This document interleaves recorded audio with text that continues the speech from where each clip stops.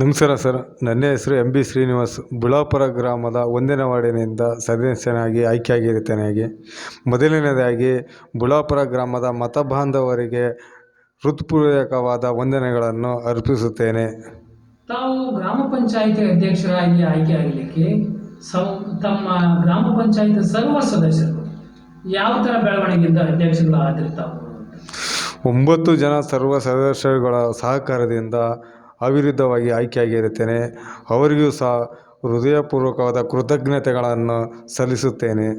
ತಮ್ಮ ಅಧ್ಯಕ್ಷರ ಅವಧಿಯಲ್ಲಿ ಅಷ್ಟು ಸುಲಭದ ಮಾತಲ್ಲ. ಮುಳ್ಳಿನ ಹಾಸಿಗೆ ಮೇಲೆ ಕುಂತಂತ ತಾವು ಅಧ್ಯಕ್ಷರ ಗಾದಿ ನಿವಾರಿಸುವಂಥ ಕೆಲಸ ತಾವು ಮಾಡಬೇಕಾಗುತ್ತೆ ಏನೋ. ಯಾಕೆಂತ ಹೇಳಿದ್ರೆ ತಮ್ಮ ಗ್ರಾಮ ಪಂಚಾಯಿತಿ ವ್ಯಾಪ್ತಿಯಲ್ಲಿ ಹಲವಾರು ಸಮಸ್ಯೆಗಳಿದ್ದಾವೆ. ಆ ಸಮಸ್ಯೆಗಳನ್ನು ಯಾವ ಥರ ನಿಭಾಯಿಸುವಲ್ಲಿ ಯಶಸ್ಸನ್ನು ಕಾಣಬಹುದು ತಾವುಗಳು? 9 ಜನ ಸರ್ವ ಸದಸ್ಯರುಗಳ ಸಹಕಾರದಿಂದ ಮೂಲಸೌಕರ್ಯಗಳಾದ ಕುಡಿಯ ನೀರಿನ ವ್ಯವಸ್ಥೆ, ಚರಂಡಿಯ ಸ್ವಚ್ಛತೆ ವ್ಯವಸ್ಥೆ, ಬೀದಿ ದೀಪಗಳ ವ್ಯವಸ್ಥೆ ಹಾಗೂ ಶಾಲೆಗಳ ಅಭಿವೃದ್ಧಿ ಕೆಲಸ, ಅಂಗನವಾಡಿ ಕೆಲಸಗಳನ್ನು ಅಭಿವೃದ್ಧಿಪಡಿಸುವ ಕೆಲಸಗಳನ್ನು ಮಾಡುತ್ತೇನೆ. ತಾವು ತಮ್ಮ ಬುಳ್ಳಾಪುರದ ಮೊದಲನೇ ವಾರ್ಡಿನಲ್ಲಿ ಸದಸ್ಯರಾಗಿದ್ದೀರಿ ಅಂತ ಕೂಡ ಹೇಳ್ತಾ ಇದ್ದೀರಿ, ಅಧ್ಯಕ್ಷರುಗಳು ಕೂಡ ಆಗಿದ್ದೀರಿ. ತಮ್ಮ ಬುಳ್ಳಾಪುರ ಗ್ರಾಮದಲ್ಲಿ ಈ ಸ್ವತ್ತು ಕೊಡಿಸುವ ಅಂದರೆ ಈ ಸ್ವತ್ತಿಲ್ಲ, ಗ್ರಾಮ ಠಾಣ ಆಗಿದೆ, ಸುಮಾರು 50 ವರ್ಷಗಳಿಂದ ಶಿಫ್ಟಿಂಗ್ ವಿಲೇಜ್ ಆಗಿದೆ. ಈ ಸ್ವತ್ತು ಕೊಡಿಸುವಂಥದ್ದು ನಿಮ್ಮ ಅಧ್ಯಕ್ಷರ ಅವಧಿಯಲ್ಲಿ ಯಾಕೆ ಮಾಡಬಾರ್ದು ನಿಮ್ಮ ಗ್ರಾಮಕ್ಕೆ? ನಮ್ಮ ಗ್ರಾಮ ಹೊಸ ಗ್ರಾಮ ಠಾಣ ಆಗಿರೋದ್ರಿಂದ ಸರ್ಕಾರ ಮತ್ತು ರೈತರ ಹೆಸರಿನಲ್ಲಿ ಪಾಣಿ ಬರುತ್ತಾ ಇದೆ. ಅದನ್ನು ಮೇಲಿನ ಅಧಿಕಾರಿಗಳಾದಂಥ ಕಂದಾಯ ಇಲಾಖೆ ಹಾಗೂ ಜಿಲ್ಲಾಧಿಕಾರಿಗಳ ಹತ್ರ ಮತ್ತು ತಹಶೀಲ್ದಾರು ಹಾಗೂ MLA ಸಹಕಾರದಿಂದ ಈ ಸ್ವತ್ತನ್ನು ಕೊಡುವ ವ್ಯವಸ್ಥೆ ಮಾಡುತ್ತೇವೆ. ಈಗಾಗಲೇ 90% ಕೆಲಸ ನಡೆದಿದೆ. ನಿನ್ನ 2 ತಿಂಗಳು 3 ತಿಂಗಳ ಒಳಗಡೆ ಈ ಸ್ವತ್ತನ್ನು ಮುಡಿಸುವ ಕಾರ್ಯನ ಹಮ್ಮಿಕೊಂಡಿದ್ದೇನೆ. ಅದನ್ನು ನಿಭಾಯಿಸುವ ಮೊದಲನ ಗುರಿ ಅದಾಗಿರೋದ್ರಿಂದ ಅದನ್ನು ನಾನು ಮುಡಿಸ್ತೀನಿ ಅಂತ ಪಣ ತೊಟ್ಟಿದ್ದೇನೆ. ಹಾಗೂ ಇನ್ನೊಂದು ನಿಮ್ಮ ಬುಳ್ಳಾಪುರ ಗ್ರಾಮದಲ್ಲಿ ಕೂಡ ಇಲ್ಲಿವರೆಗೂ ಕೂಡ ರುದ್ರಭೂಮಿ ಇಲ್ಲ. ಆ ಸತ್ತಂತ ಯಾರ ಪ್ರತಿಯೊಬ್ಬರ ಮನೆಗಳಲ್ಲಿ ಸಾವು ಬರ್ತದೆ. ಆ ಸತ್ತಂತ ಹೆಣವನ್ನು ಹೊಳೆಯ ದಡದ ಮೇಲೆ, ಚಾನಲ್ ದಡದ ಮೇಲೆ ಉಳುವಂಥದ್ದು ಕಾರ್ಯ ನಡೀತಾ ಇದೆ ಅಂತ ಹೇಳಿ ನಿಮ್ಮ ಗ್ರಾಮದ ಮಾತಾಡ್ತಾ ಇದ್ರು. ಯಾಕೆ ರುದ್ರಭೂಮಿಯನ್ನು ಗುರುತಿಸಿ ಸರ್ಕಾರ ಇದೆ, ಸರ್ಕಾರಗಳು ಆದೇಶ ಮಾಡಿದೆ. ಎಲ್ಲಿ ಯಾವ ಗ್ರಾಮದಲ್ಲಿ ರುದ್ರಭೂಮಿ ಇಲ್ವೋ ಆ ರುದ್ರಭೂಮಿಯನ್ನು 6 ತಿಂಗಳ ಒಳಗಡೆ ಗುರುತಿಸಿ ಆ ರುದ್ರಭೂಮಿಯನ್ನು ಕೊಡಿಸುವಂಥ ಕೆಲಸ ಸರ್ಕಾರ ಆದೇಶ ಮಾಡಿದ್ರೂ ಸಹ ನಿಮ್ಮ ಗ್ರಾಮದ ತಪ್ಪಿನಿಂದ ಆಗಿದೆಯೋ, ತಾಲೂಕು ಮಟ್ಟದ ಜಿಲ್ಲಾ ಮಟ್ಟದ ಅಧಿಕಾರಿಗಳಿಂದ ತಪ್ಪಾಗಿದೆಯೋ, ಯಾಕೆ ರುದ್ರಭೂಮಿಯನ್ನು ಗುರುತಿಸುವಂಥ ಕಾರ್ಯ ಇಲ್ಲಿವರೆಗೆ ಮಾಡೋಕ್ಕೆ ಸಾಧ್ಯ ಆಗಿಲ್ಲ ಅನ್ನೋದು. ನಮ್ಮ ಬುಳ್ಳಾಪುರ ಗ್ರಾಮದಲ್ಲಿ ಗೋಮಾಳ ಆಗಲಿ ಹಾಗೂ ಸರ್ಕಾರದ ಜಾಗ ಖಾಲಿ ಇಲ್ಲದ ಕಾರಣ ಇಲ್ಲಿವರೆಗೂ ಆಗಿರಲಿಲ್ಲ.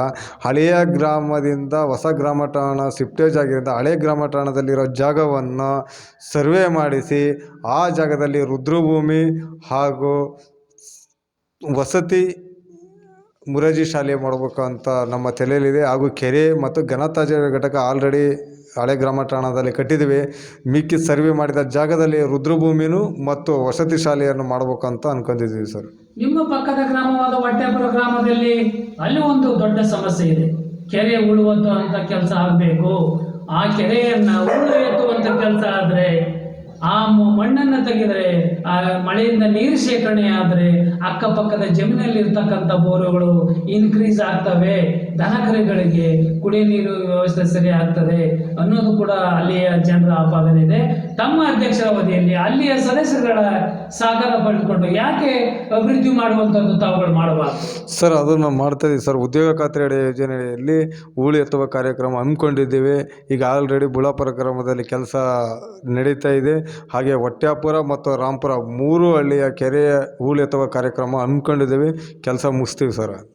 ಅದೇ ಪಕ್ಕದ ಇನ್ನೊಂದು ಗ್ರಾಮ ಪಂಚಾಯತ್ ಇರ್ತಕ್ಕಂಥ ರಾಂಪುರದಲ್ಲಿ ಅಲ್ಲಿ ಉರ್ದು ಮುಸ್ಲಿಮ್ಸ್ ಜನಾಂಗ ಇದೆ. ಅಲ್ಲಿ ಹಳೆಯ ಸ್ಕೂಲ್ ಇದೆ, ಬೀಳುವಂಥ ಸ್ಥಿತಿಯಲ್ಲಿದೆ.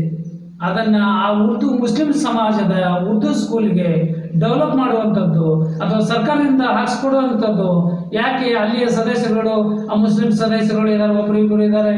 ಅವ್ರನ್ನ ಜೊತೆಗೂಡಿಸಿಕೊಂಡು ತಾವು ಅಧ್ಯಕ್ಷರ ಅವಧಿಯಲ್ಲಿ ಆ ಸ್ಕೂಲನ್ನು ಅಭಿವೃದ್ಧಿಪಡಿಸುವಂಥದ್ದು, ಶಾಸಕರ ಗಮನಕ್ಕೆ ತಂದು ಕೆಲಸ ಮಾಡಿಸ್ಕೊಡುವಂಥದ್ದು ಯಾಕೆ ಮಾಡಬಾರ್ದು ಅನ್ನೋದು. ಸರ್ ಆಲ್ರೆಡಿ ಇವಾಗ ನಮ್ಮ ರಾಂಪುರ ಕನ್ನಡ ಶಾಲೆಯ ಹಳೆಯ ಕಟ್ಟಡಗಳನ್ನು ಮುರಿದ್ರಿಂದ ಕಳೆದ ಬಾರಿ ಶಾಸಕರಿಂದ ಕನ್ನಡ ಶಾಲೆಯನ್ನು ಹಾಕ್ಸ್ಕೊಂಬಂದಿದ್ದೀವಿ. ಅದೇ ರೀತಿ ಈಗಿನ ಶಾಸಕರ ಜನಪ್ರಿಯ ಶಾಸಕರ ಹತ್ರ ಉರ್ದು ಶಾಲೆ ಅಭಿವೃದ್ಧಿ ಮಾಡಿಸಲು ಅವರಿಗೆ ಮನವಿ ಕೊಟ್ಟು ಮಾಡಬೇಕಂತ ಅಂದ್ಕೊಂಡಿದ್ದೀವಿ ಸರ್. ಇದಾದ ಕೊನೆಯದಾಗಿ ನೀವು ಸಾರ್ವಜನಿಕರಿಗೆ ಏನನ್ನು ಹೇಳಿಕ್ಕೆ ಬಯಸ್ತೀರಿ ಅಂತ ಹೇಳಿ. ಸಾರ್ವಜನಿಕರವಾಗಿ ಮೊದಲು ಮತ್ತೊಮ್ಮೆ ಅವರಿಗೆ ಕೃತಜ್ಞತೆಗಳನ್ನು ಸಲ್ಲಿಸುತ್ತೇನೆ. ನನ್ನನ್ನು ಅಧ್ಯಕ್ಷ ಸ್ಥಾನ ಮಾಡೋಕ್ಕೆ ಕಾರಣವಾದಂಥ ಎಲ್ಲ ಮತ ಬಾಂಧವರಿಗೂ ಹಾಗೂ ರಾಂಪುರ ಗ್ರಾಮ ಪಂಚಾಯತಿ ವ್ಯಾಪ್ತಿಯ ಸಾರ್ವಜನಿಕರಿಗೆ ಮತ್ತೊಮ್ಮೆ ಕೃತಜ್ಞತೆಗಳನ್ನು ಸಲ್ಲಿಸುತ್ತಾ, ನಮ್ಮ ಪಂಚಾಯಿತಿಯ ಬರುವಂಥ ಉದ್ಯೋಗ ಖಾತ್ರಿ ಯೋಜನೆಯಲ್ಲಿ ದನಿನ ಶೆಡ್ಡು. ನಾವು ಯಾಕೆ ತಮಗೆ ಅದನ್ನ ಹೇಳ್ತಾ ಇದ್ದೇನೆ ಅಂತ ಹೇಳಿದ್ರೆ, ನಿಮ್ಮ ಗ್ರಾಮ ಪಂಚಾಯತಿ ಅಧಿಕಾರಿ ವರ್ಗದವರು ಸಾರ್ವಜನಿಕರಿಗೆ ಓಡಾಡಿಸೋ ರೀತಿಯಲ್ಲಿ ಕೆಲಸ ಮಾಡಿಸ್ಕೊಡ್ಬೇಕು ಅನ್ನೋದು ಕೂಡ ಸಾರ್ವಜನಿಕರಿಗೆ ಒತ್ತಾಯ ಆಗಿದೆ. ತಮ್ಮ ಅವಧಿಯಲ್ಲಿ ಆ ಕೆಲಸಗಳನ್ನು ಮಾಡ್ಬೋದಾ ಅಂತೇಳಿ. ನಮ್ಮ ಅವಧಿಯಲ್ಲಿ ನಾನು ಅಧಿಕಾರದಲ್ಲಿರೋಕ್ಕಿಂತ ಮತ್ತು ಮುಂದೆ ಬರೋಂಥ ಅಧಿಕಾರಿಗಳೇ ಆಗಲಿ ಜನಪ್ರತಿನಿಧಿ ಆಗಲಿ ಸಾರ್ವಜನಿಕ ಯಾವತ್ತೂ ಓಡಿಸಾಡದೆ ಬಂದ ತಕ್ಷಣವೇ ಅವರಿಗೆ ಏನು ಕುಂದುಕೊರತೆಗಳು ಕೆಲಸ ಆಗಬೇಕು ಆ ಕೆಲಸಗಳನ್ನು ಮೇಲೆ ಅದು ಪಿ ಡಿ ಒ ಆಗಲಿ, ಕಾರ್ಯದರ್ಶಿಗಳಾಗಲಿ, ಬಿಲ್ ಕಲೆಕ್ಟರ್ ಆಗಲಿ, ಕಂಪ್ಯೂಟರ್ ಆಪರೇಟರ್ ಆಗಲಿ ಅವರಿಗೆ ಮನವಿ ಮಾಡ್ಕೊಳೋದಂತ ಇಷ್ಟೇ. ಅವರನ್ನು ಸಾರ್ವಜನಿಕರಿಗೆ ಯಾವ ಕಾರಣಕ್ಕೂ ನಿಲ್ಲಿಸದೆ ಕಾಯಿಸದೆ ಅವರ ಕೆಲಸಗಳನ್ನು ಬೇಗ ಮಾಡಿಕೊಡ್ಬೇಕು ಅಂತಂದು ಮತ್ತೊಮ್ಮೆ ಮನವಿ ಮಾಡಿಕೊಳ್ತೇನೆ. ಅವರಿಗೆ ಮನವಿ ಮಾಡಿ ತಿಳಿಸಿ ಸಾರ್ವಜನಿಕರಿಗೆ ಸಲೀಸಾಗಿ ಕೆಲಸಗಳನ್ನು ನಮ್ಮ ಪಂಚಾಯಿತಿ ಏನನ್ನೋದನ್ನು ಸಾರ್ವಜನಿಕರಿಗೆ ನಮ್ಮ ಪಂಚಾಯಿತಿನ ಗಮನದ ತರುವಂಥ ಕೆಲಸವನ್ನು ನಾನು ಮಾಡ್ತೇನೆ. ನಮಸ್ತೆ. ನಮಸ್ತೆ.